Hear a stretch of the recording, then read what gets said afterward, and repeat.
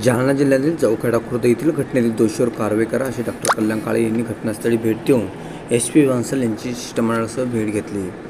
केंद्रीय रेल्वे राज्यमंत्री रावसाहेब दानवे यांची चौखेडा खुर्द गावात तरुणाला बेदम मारहाण करून संपूर्ण घराची तोडफोड करण्यात आल्याची माहिती मिळाल्यानंतर महाविकास आघाडीचे उमेदवार डॉक्टर कल्याण काळे यांनी आज शनिवारी चौखेडा खुर्द येथे भेट दिली। त्यानंतर शिष्टमंडळासह जिल्हा पोलीस अधीक्षक अजय कुमार बन्सल यांची भेट घेऊन त्यांच्याशी या प्रकरणासंदर्भात चर्चा करून दोषीवर कारवाई करण्याची मागणी केली।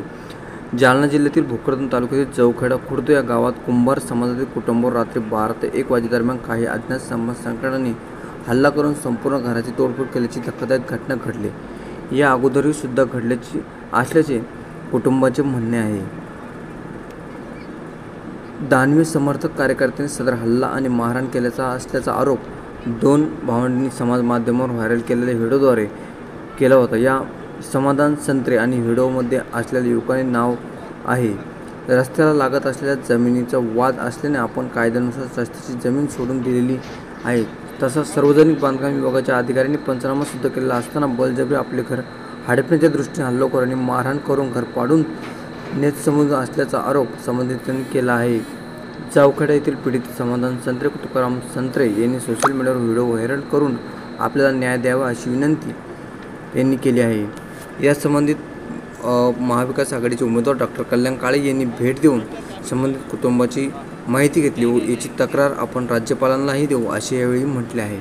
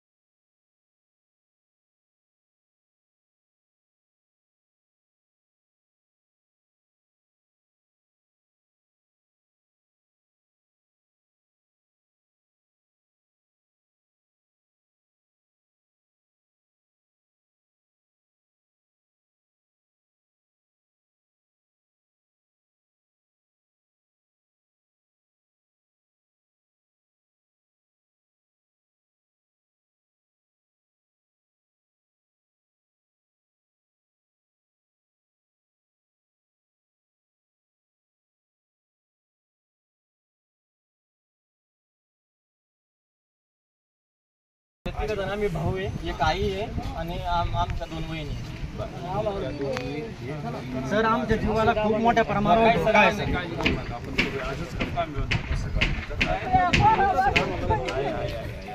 काळजी नका करू, आम्ही करू। तेव्हा रावसाहेब झाले डायरेक्ट म्हणतो की मला काही आरोप करू राहिले भैया काय केलं असं काय पाहिलं असं चालत नव्हत होती ना त्याची या पोराची हे दोन्ही पोरं औरंगाबादला होते तो काही बी कुठाने करतो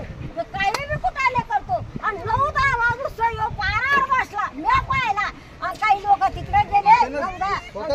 जाणवण्याचं घर मी आज संध्याकाळी पाडतो. संध्याकाळी पाडतो म्हणे याचं घर. याला ठोस नका म्हणे. करू त्याचा बंदोबस्त करू. आणि गावात मला लोकांना सांगतो की याला बोलू नका, याला लग्न करा, एक विशेष प्रकार आहे, याला पाणी देऊ नका. एक मिनिट नाही, मला एक आणखी एक सांगायचं इथं प्रसार माध्यमाला की आम्हाला जे प्रकार घडतोय आमच्या सोबत 1947ला आपला भारत देश स्वतंत्र झाला, त्याच्या पूर्वार्थे त्याच्यानंतर डॉक्टर बाबासाहेब आंबेडकर या मानवाला जसा त्रास म्हणजे त्या समाजाला पण जसा त्रास झाला वाळीत टाकण्याचा, तसं आज 2024चा काळ आहे, फेसबुक इंटरनेट या माध्यमाचा काळ आहे, तरी सुद्धा या गोष्टी आम्हाला अनुभवास भेटताय.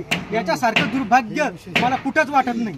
कारण हे जे प्रकार चालू आहे अत्यंत मागच्या म्हणजे जुन्या काळामध्ये जो चालत होता तोच प्रकार आता मला बघायला मिळतोय.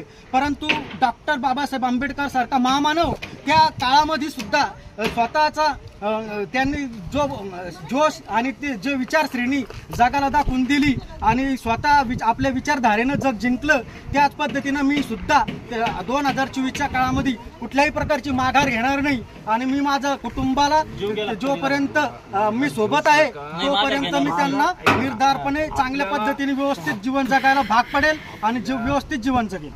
पोलीस स्टेशनला गेले तिथं काय झालं? पोलीस स्टेशनला गेल्यानंतर काय की अहिरे साहेबांना सांगितलं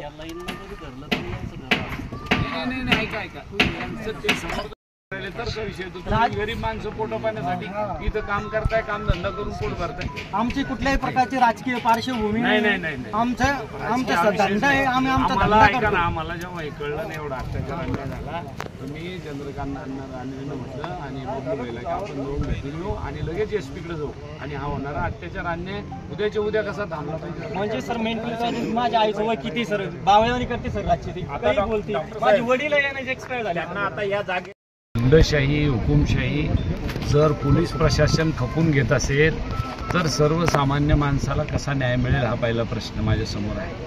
आणि म्हणून आज त्या ज्या मावशी आहेत विमलबाई शिवलाल संत्रे आणि बाबूलाल संत्रे, त्या विमलबाई बाबूलाल संत्रे आणि त्यांचा जो परिवार आहे, जो त्यांचा मुलगा तुकाराम इथं राहत होता आणि मूर्ती घडवायचं काम करत होता, त्यांच्या घर रस्त्यामध्ये आडवं आलं म्हणून सार्वजनिक बांधकाम खात्याने त्यांना काही मावेजा दिला आणि त्या काही घरातला भाग रस्त्यामध्ये घेऊन टाकला. परंतु तो रस्त्यातून घेऊन टाकल्यानंतर जे उरलेलं जवळजवळ 800,000 फुटाचं घर किंवा जागा होती, त्याच्यामध्ये या गरीब कुटुंबातला एक मुलगा, त्याची मंडळी, त्याची मुलं बाळं उपजीविकेचं साधन म्हणून मूर्ती घडवून तिथं राहत होते. परंतु तेही घर पाडायची भूमिका परवा रात्री कुणीतरी येऊन त्याला मारलं, हाणलं आणि त्यांनी सांगितलं आम्ही यांची माणसं आहोत, आम्ही त्यांची माणसं आहोत. तुकारामने त्याचं बयान पोलीस स्टेशनलाही दिलं, आमच्यासमोर सुद्धा कथन केलं. परंतु प्रशासन अजूनही त्यांना मदत करायला तयार नाही.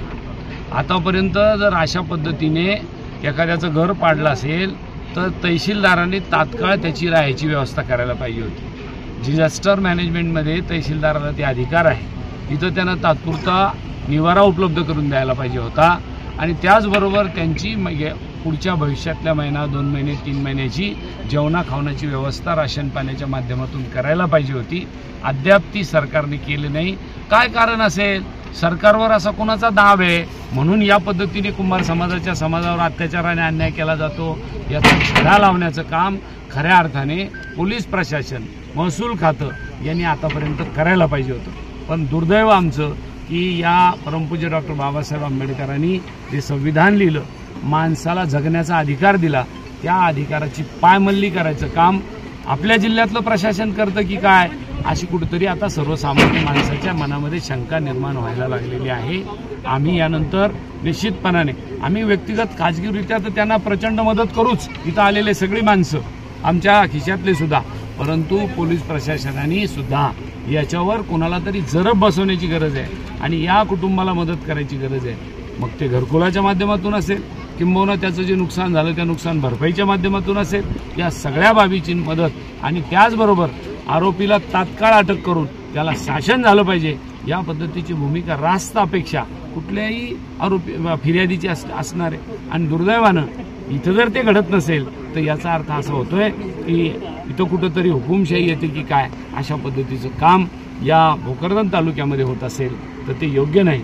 आम्ही तात्काळ इथून निघाल्या SP साहेबाला भेटायला जालन्याला जाणार आहोत आणि त्यांना ही सगळी कैफियत सांगणार आहे.